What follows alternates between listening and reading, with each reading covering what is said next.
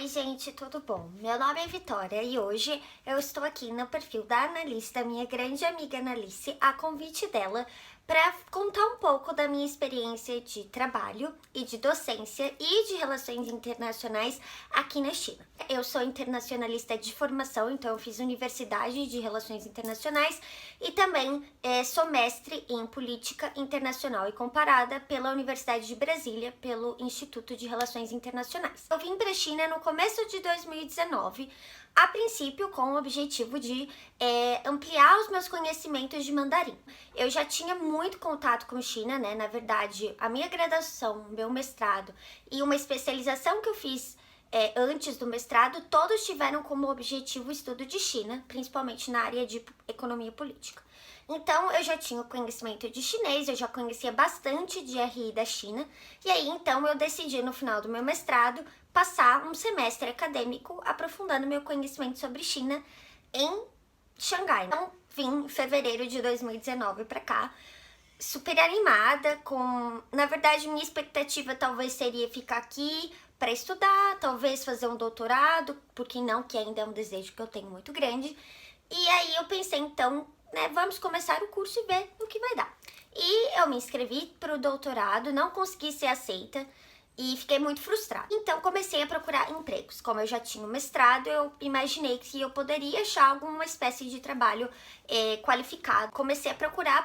Naquela época eu fazia um estágio acadêmico, então eu não era remunerada, não tinha um salário, mas eu ganhava um dinheiro pelos relatórios que eu fazia. E esse estágio acadêmico era na universidade onde eu estudava chinês, que é a Fudan University, que, para quem não sabe, é a terceira melhor universidade de toda a China continental. Então eu era estagiária de pesquisa do Centro de Estudos dos Países BRICS e eu trabalhava bastante com os assuntos de Brasil e China. Então, já naquela época, eu já tinha esse contato entre Brasil e China e RI. E nisso, eu literalmente achei o meu emprego atual na internet. E aí vocês vão me perguntar, qual é o seu emprego atual, Vitória?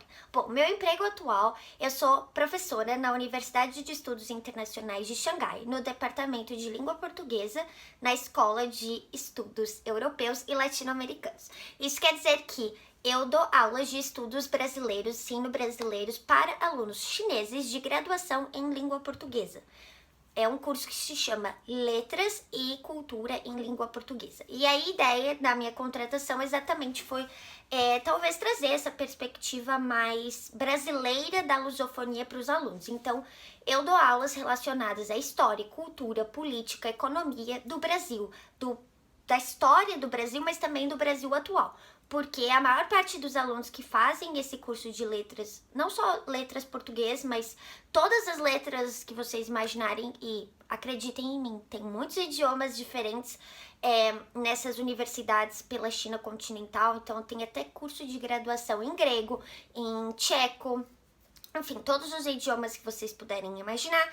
E essas pessoas, por incrível que pareça, muito diferente do Brasil, elas vão acabar trabalhando com empresas ou no funcionalismo público na conexão com o país estrangeiro. Então, eles precisam muito desse feedback, desse contato com o que é o Brasil. É o país que tem o maior número de falantes de língua portuguesa no mundo. Então, é necessário a adaptação do estudo lusófono para a perspectiva brasileira. E uma pergunta que eu recebi, que a Analice comentou durante a nossa live, que acho que é muito importante dizer, é o quanto que a profissão de professor na China é valorizada.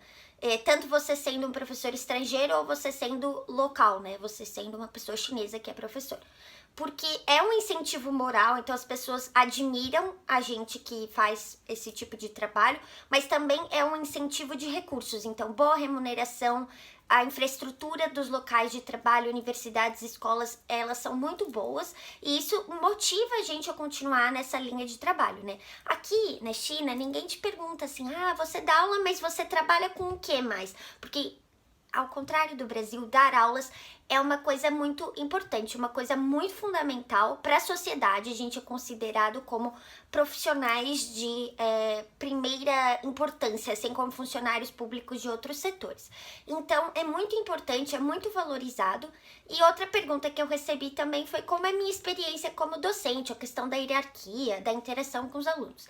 E eu acho, assim, que da minha experiência como docente, que não é enorme, veja, eu tenho apenas 26 anos de idade, mas do que eu já percorri até aqui, eu acho que é uma experiência muito positiva, porque há uma troca, há uma receptividade, não só deles em relação às minhas propostas, aos meus projetos, mas também eu aprendo diariamente com os meus colegas e com os meus alunos. Eu acho que é uma atividade que todo dia tem uma coisa nova acontecendo, é muito instigante, é muito interessante, e eu continuo estudando chinês, toda semana eu faço 4 horas de aula particular, eu continuo aprendendo muito, então eu dou aulas, mas eu também aprendo, então eu acho que é uma experiência incrível. Nunca ninguém do meu departamento ou da própria universidade me proibiu de executar nenhum tipo de função. Na verdade, eles incentivam que a gente crie atividades, projetos individuais, e há muito apoio, há muito incentivo, então isso é uma coisa incrível de poder dar aula num ambiente onde eu me sinto incentivada e não só isso, também valorizada. Porque uma das coisas que me fez procurar o trabalho no exterior, na área de RI e principalmente de docência, que foi uma coisa que eu comecei a desenvolver o interesse no mestrado, foi exatamente a busca por valorização, porque infelizmente ainda, por mais que a gente não tenha muitos acadêmicos especialistas em China ou que falem chinês fluentemente, infelizmente ainda há uma pouca valorização, e como mulher ainda na academia, eu sinto que, e mulher jovem, há muitas barreiras, há muitas dificuldades. Claro, eu reconheço que eu tenho também muitos privilégios, mas é muito importante dizer aqui que ainda há muita dificuldade de inserção nessa área acadêmica no Brasil, sendo uma mulher jovem. Eu não achei muito espaço para divulgar o meu trabalho, os projetos que eu fazia durante o mestrado, e aqui eu encontrei um espaço de receptividade, de inclusão e de igualdade também, porque eu não sinto em nenhum momento que eu sou tratada de uma maneira inferior ou superior aos meus colegas chineses ou aos meus colegas homens, enfim, eu acho que é um ambiente muito igualitário e isso estimula muito que a gente continue fazendo esse trabalho. Além disso, eu continuo também fazendo pesquisas sobre China, política econômica, mas hoje em dia muito voltado para a relação da China com os países de língua portuguesa, no caso o Brasil e alguns países africanos, mas principalmente com Angola. Eu ajudo em traduções de documentos oficiais, coisas de RI que acabam sendo traduzidas do chinês para o português.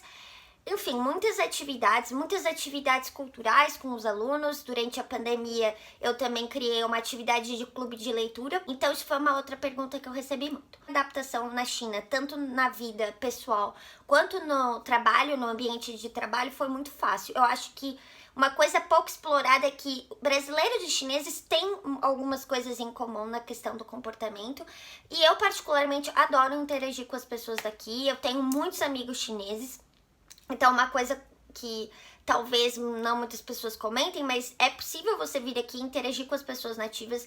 Eles têm muito interesse na troca de idiomas estrangeiros e também quando você está aprendendo chinês, você quer interagir com o universo local. Então, né, com as coisas locais, com a comida local, com a cultura local.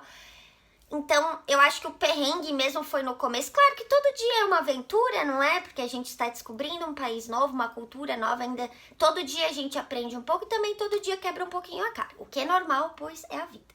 Mas, de modo geral, foi no começo. Hoje em dia é bem mais tranquilo na minha adaptação de vida aqui. E aí, por fim, uma coisa que a gente conversou na live, que eu acho que cortou um pouco e que é muito importante, que a Annalise mencionou, então seria o que eu poderia dar de dica para pessoas que estão na área de RI, estão começando, estão terminando, ou estão trabalhando com China especificamente, com base na minha experiência. Então, eu mencionei algumas coisas. Eu acho que uma coisa muito importante para quem está em RI de um modo geral, e que eu acho que eu mesma não fiz e fiz de maneira tardia, é pensar em RI a partir da perspectiva brasileira, porque eu acho que em RI a gente estuda muito o outro, a cultura estrangeira, ou até às vezes dá um peso maior para o que vem de fora.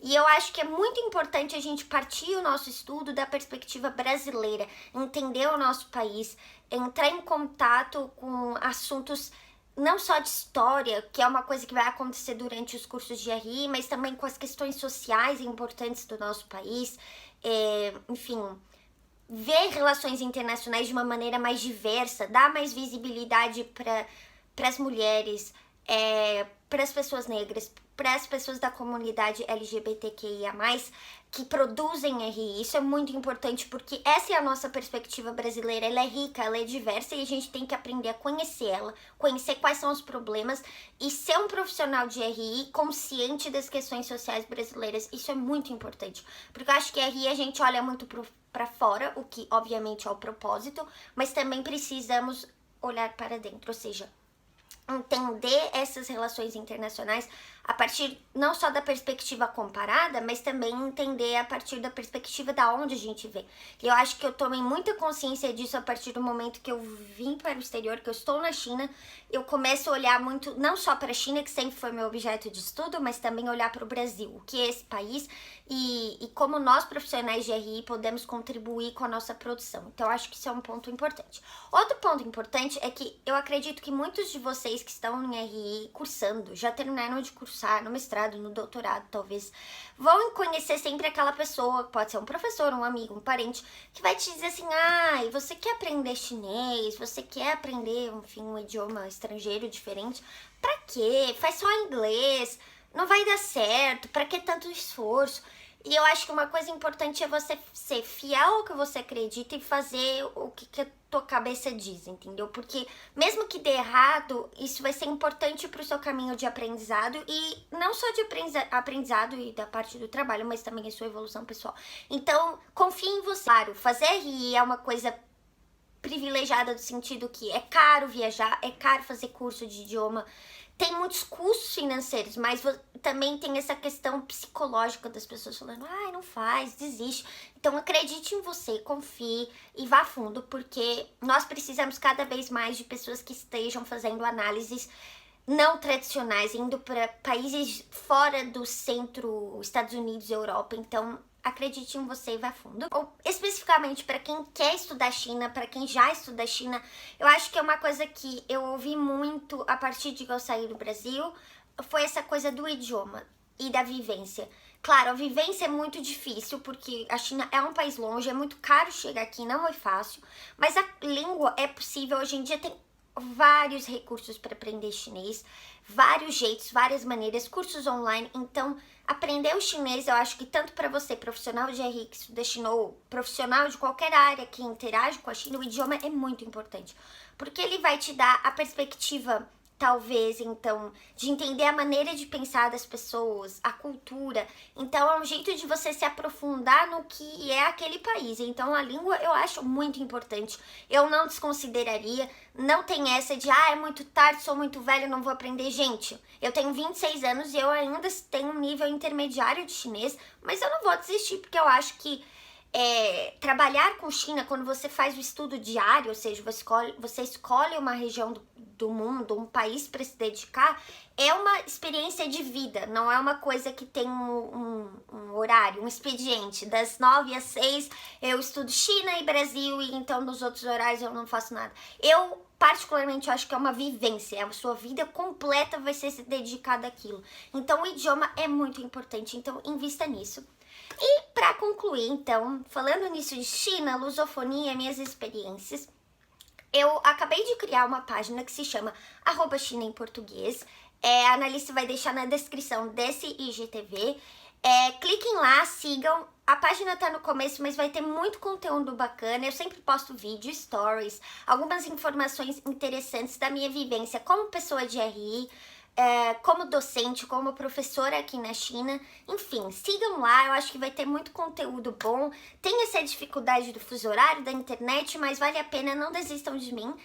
E é isso, gente, eu acho que eu me estendi até mais do que eu deveria, mas essa é a ideia desse vídeo. Eu queria agradecer de novo a minha amiga Annalise por esse espaço, por essa visibilidade, porque ela tem um espaço incrível, os conteúdos dela são maravilhosos e poder dividir a minha experiência com ela e com vocês por aqui é simplesmente incrível. Então é isso, gente, muito obrigada. E é isso, tchau!